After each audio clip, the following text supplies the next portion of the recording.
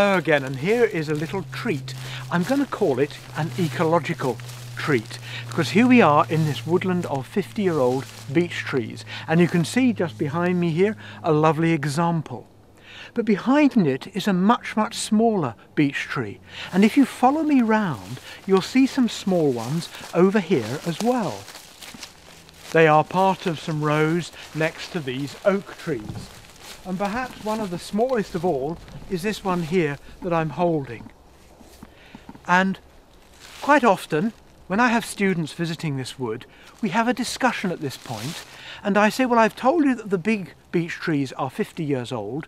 What age do you think these very small ones are?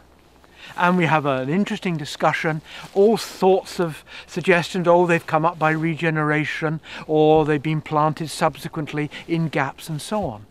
But in fact, the answer to the question is they are the same age as these big fat trees. They are also 51, 52 years of age. Why have they grown so slowly?